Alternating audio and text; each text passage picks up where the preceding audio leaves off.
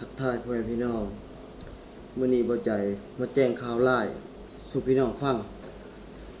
ก็เกิดแต่กับข่อยนี่ล่ะเกิดแต่กับเฮานี่พี่น้องเอ้ยคือเดี๋ยวนี้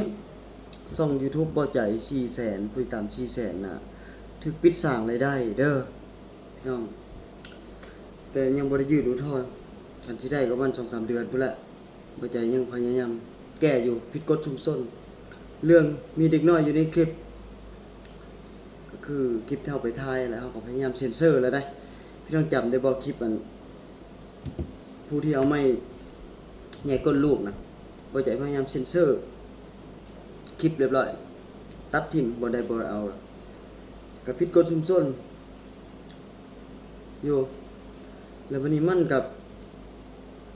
เป็นมาแบบหลายมื้อได้ที่แท้ได้มันน่ะเพิ่งจะอันนี้พี่น้องมันเพิ่งจะมาเป็นว่างั้นวันที่7นี้นั่นบ่วันที่6นี้ตอนประมาณ6 โมง 7 โมงแรงมันเป็นนะอันนี้ปัจจัยก็ยังพยายามส่งข้อมูลนี่เพื่อยื่นอุทธรณ์ในการ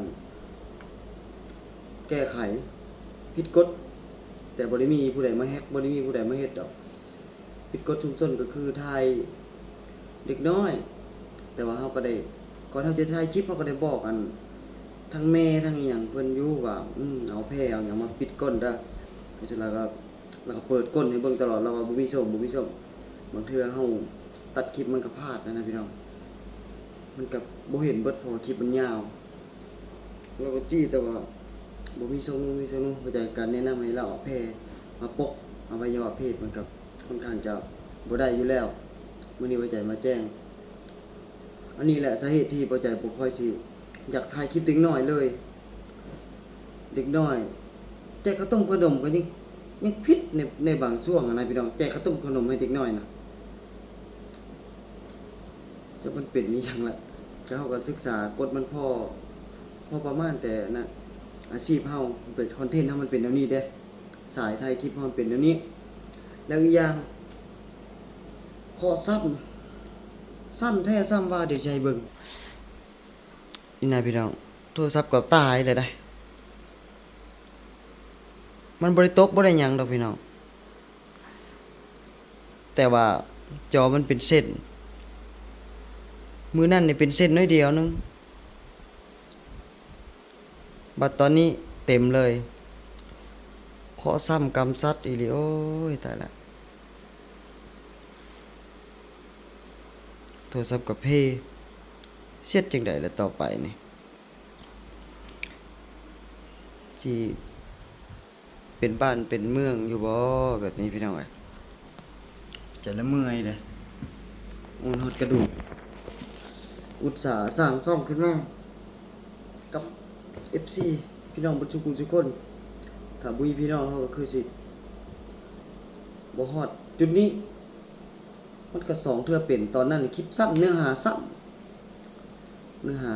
ำใครแต่ว่าเฮาแก้ได้ตอนนั้นเฮาแก้เองตอนนั้นมันน่าจะบ่นักเท่อตัวนี้ช่องถึงแฮกก็ยังบ่เท่ออันนี้นะพี่น้องเอ้ยช่องถึงแฮกนี่ยังบ่นักเท่อผิดกฎชุมชนนี่เกี่ยวกับเด็กนี่เป็นตะอุกอั่งอีหลีนะบัดนี้เนาะพี่น้องเนาะพี่น้องเข้าไปเบิ่งอันช่องสำห้องบ่ใจเด้อพี่น้องเด้อเดี๋ยวบ่ใจสิเฮ็ดคลิปลงช่องสำห้องนั่นก่อน3ชามันเปิดสร้างรายได้เลยกับเงินที่ในการเฮ็ดคลิปนะมันบ่จ่ายเงินได้คันว่ามันได้ปิดสร้างรายได้แล้วคลิปที่เฮาเฮ็ดที่ผ่านมาเดือนก่อนๆน่ะบ่ได้เลยได้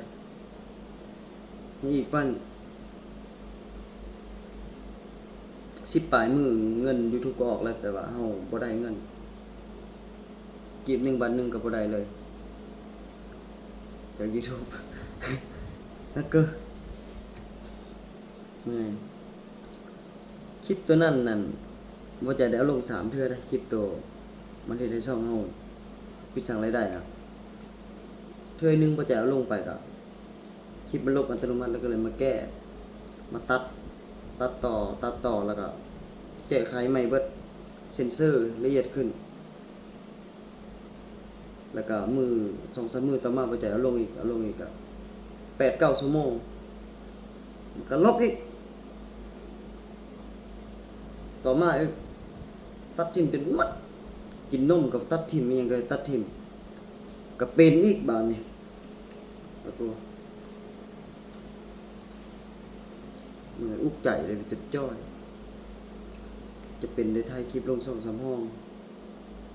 จิกเซลทึนมาได้ใส่สิไปถ่ายคลิปถ่ายหยังก็เงินมันบ่ได้จักกีบเลยเด้จาก YouTube นะช่วงนี้บ่ใจก็ค่าเวียกค่างานอหย่างหลายอย่างนี่พี่น้องก็เลยบ่ได้ไปถ่ายคลิปยังบ่ได้ไปเฮ็ดภารกิจเนี่ยโอ้ยยังหลายๆอย่างทางแม่เมฆเพิ่นก็เรื่องอันช่วยสังคมหลังคาคนบ่ใจยังบ่ทันได้ไปก็เลยยังบ่ฮู้ว่าสิให้ผู้ใดนะก็ยังได้ไปอยู่เรื่องไปได้ไปแต่ว่าได้เคลียร์นั่นอันนี้ก่อนช่วงนี้กับมรสุมมันก็หลายแห่งดันช่องบันทึกปิดสั่งรายได้นี่เดี๋ยวจะใช้เบิ่งเด้อเดี๋ยวสิอ่านให้พี่น้องเบิ่งโอ้ยเห็นจอโทรศัพท์แล้วก็พี่น้องเบิ่งเนาะเป็นเส้นเพซ้ำโทรศัพท์ก็เฮ็ดในท้อถอยอีหลีได้แบบนี้ใจมันจะสู้ร่างกายมันก็บ่ไหวเมื่อย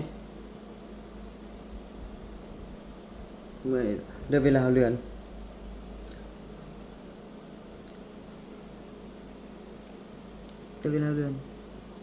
กระพริบก็ได้มันเพ่อะไรนะก็ได้มันเพ่มันเสียแต่ว่าปัจจัยซื้อตั้งแต่2022พู้นได้หน่วยนี้นะดนแล้ว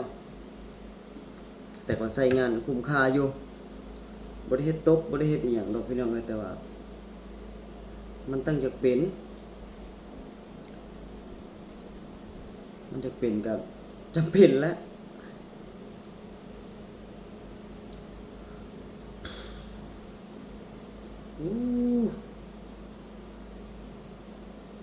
เมื่อยเลยเนาะเทวดาฟ้าแทนเลยมันคือมาการแก่งกระดอกกระเดียดนะ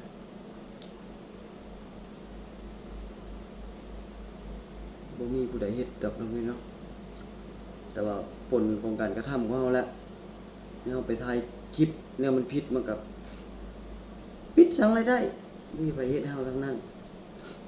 เทวดาก็บ่ได้เกี่ยวหยังกับเทวดาบ่ได้มีหน้าที่มาซอยคนแล้วบ่ได้แม่นสิมาเฮ็ดคนเข้ามาเอาพี่น้องเด้อรอติดตามนำกันเด้อฝากอัน2-3 ห้องได้พี่น้องเด้อขอบคุณหลายๆเด้อที่เป็นกำลังใจให้บ่ใจขอให้ทุกท่านโชคดีขอบคุณที่เป็นกำลังใจให้เราตลอดคันว่าในเมื่อมันปิดมันอีกก็อย่างก็จำเป็นที่ได้เศร้าเวลีได้บาดนี้